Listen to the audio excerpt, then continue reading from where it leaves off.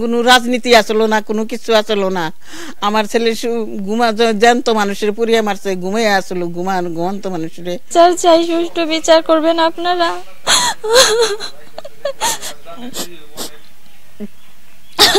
দুর্বৃত্তদের দেওয়া স্কুল বাসে অগ্নিদগ্ধ হওয়ার 4 দিনের মাথায় মৃত্যু হয়েছে পারভেজ খানের। একমাত্র উপার্জনক্ষম ব্যক্তিকে হারিয়ে নিঃস্ব হয়েছে এই পরিবারটি।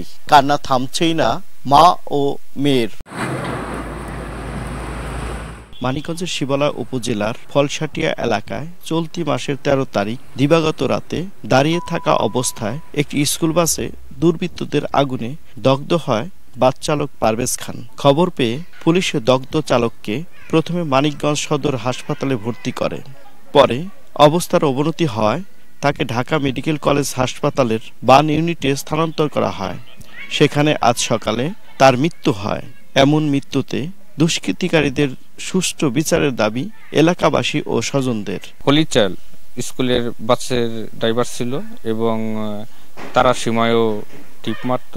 তো সে ঘুমন্ত অবস্থায় রাত 2টার সময় তাকে আওয়ামী লীগের সন্ত্রাসী বাহিনী বাসে আগুন দেওয়া হয়। সে বাসে সে ছিল। তো 45% তার শরীর অঙ্গ এবং ভিতরে মানে যেটা বলে খাদ্য বা নালী শ্বাসকষ্টর সেগুলো পুড়ে যায়। তিনি আজ সকাল 8:30টার দিকে না ফেরার দেশে চলে যায়।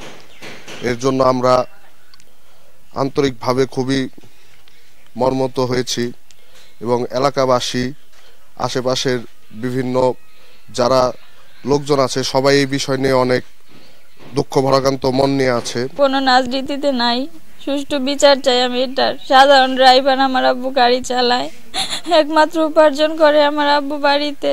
এটা সুষ্ঠু বিচার চাই। কারা মাইরা ফেলাইছে ষড়যন্ত্র করে আমার আব্বুরে আগুন দিছে গাড়িতে। আমি এটার বিচার চাই, সুষ্ঠু বিচার করবেন আপনারা। আমি সূক্ষ্ম বিচার চাই। আমার ছেলে জ্যান্ত মানুষের পুড়িয়ে মারছে, আমার কোনো রাজনীতি আসলো না, কোনো কিছু আসলো না। আমার ছেলে জ্যান্ত মানুষের পুড়িয়ে মারছে, ঘুমিয়ে আসলো ঘুমন্ত মানুষের পুড়িয়ে মারছে। আমি সূক্ষ্ম বিচার চাই। আমি এক ছেলে, এক মেয়ে ও স্ত্রীকে রেখে না ফেরার দেশে চলে গিয়েছেন পারভেজ খান। নিঃস্ব হয়েছে সংসারটি। কে দিবে এ ক্ষতিপূরণ? মোহাম্মদ ইউসুফ আলী, সময় সংবাদ, মানিকগঞ্জ।